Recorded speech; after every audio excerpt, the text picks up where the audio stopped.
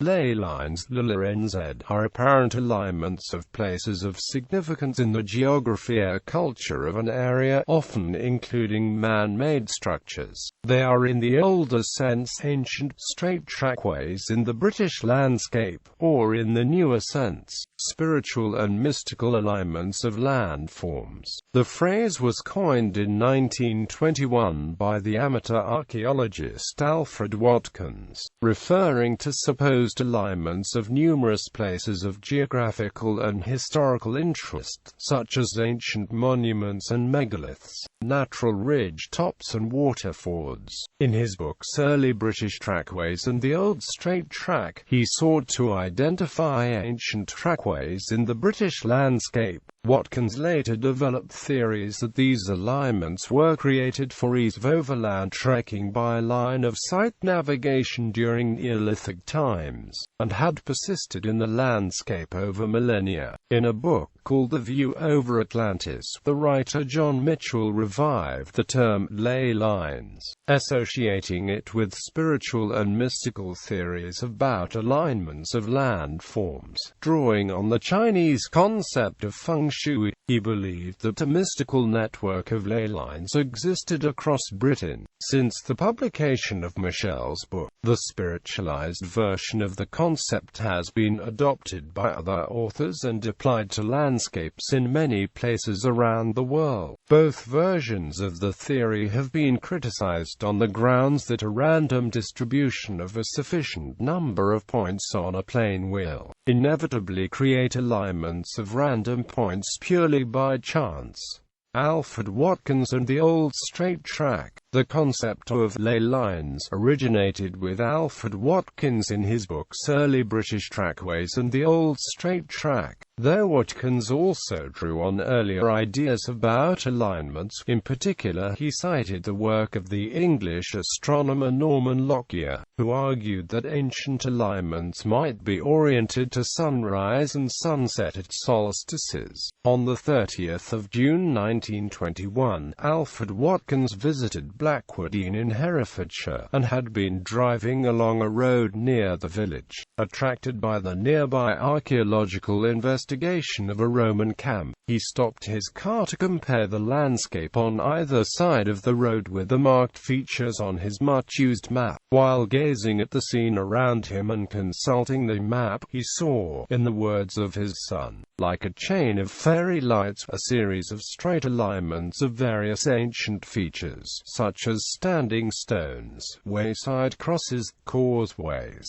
hill forts, and ancient churches on mounds. He realized immediately that the potential discovery had to be checked from higher ground when, during irrevelation, he noticed that many of the footpaths that seemed to connect one hilltop to another in a straight line. He subsequently coined the term ley, at least partly because the lines passed through places whose names contained the syllable ley, stating that philologists defined the word differently, but had misinterpreted it. He believed this was the ancient name for the trackways preserved in the modern names. The ancient surveyors who supposedly made the lines were given the name Dodmen. Watkins believed that, in ancient times when Britain was far more densely forested, the country was crisscrossed by a network of straight-line travel routes, with prominent features of the landscape being used as navigation points. This observation was made public at a meeting of the Woolhope Naturalists Field Club of Hereford in September 1921.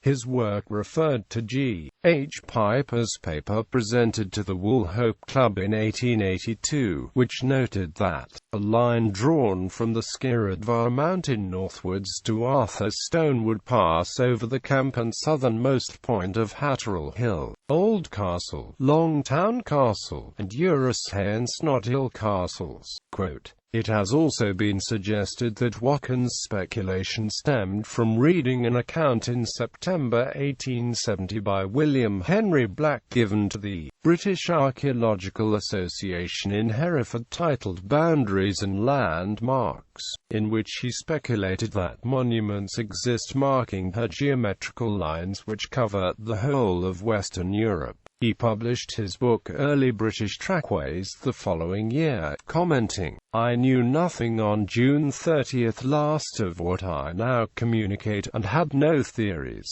Examples of ley lines in Britain. Alfred Watkins theorized that Street, Well in Worcestershire is the start of a ley line that passes along the ridge of the Malvern Hills through several springs including the Holy Well, Worms Well, and St. Puter's Well. In the Ley Hunter's Companion, Paul Daderot theorized that a 10-mile alignment he called the Malvern Ley passed through St. Anne's Well, the Wyke cutting a section of the Shire Ditch, Midsummer Hill, Whiteleaf Oak, Bread Marley, Daderot and Pauntley. In City of Revelation, British author John Mitchell theorized that Whiteleaf Oak is the center of a circular alignment he called the Circle of Perpetual Choirs, and is equidistant from Glastonbury, Stonehenge, Goring-on-Thames and Llantwit Major. The theory was investigated by the British Society of Dowses and used as background material by Phil Rickman in his novel The Remains of an Altar. Perhaps relevant to the ley line argument is the existence of cursuses, massive parallel imprints in the ground made by people between 3,400 and 3000 BCE, ranging in length from 50 meters to several kilometers. Their exact function remains unknown, though they are commonly believed to have been used for ceremonial processions.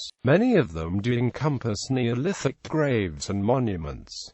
However, while some cursuses are relatively straight, others have curves and sharp turns. This may argue that ancient Britons had little interest in moving in straight lines over landscapes. Criticism. Watkins' work met with early skepticism from archaeologists, one of whom O.G.S. Crawford refused to accept advertisements for the old straight track in the journal Antiquity. Since 1989, refutations of Watkins' ideas have been generally based on mathematical methods such as statistics and shape analysis. Chance alignments. One criticism of Watkins' ley line theory states that given the high density of historic and prehistoric sites in Britain and other parts of Europe, finding straight lines that connect sites is trivial and ascribable to coincidence. A statistical analysis of lines concluded, the density of archaeological sites in the British landscape is so great that the line drawn through virtually anywhere will clip a number of sites. Shape analysis. A study by David George Kendall used the techniques of shape analysis to examine the triangles formed by standing stones to deduce if these were often arranged in straight lines. The shape of a triangle can be represented as a point on the sphere, and the distribution of all shapes can be thought of as a distribution over the sphere. The sample distribution from the standing stones was compared with the theoretical distribution to show that the occurrence of straight lines was no more than average. Archaeologist Richard Atkinson once demonstrated this by taking the positions of telephone boxes and pointing out the existence of telephone box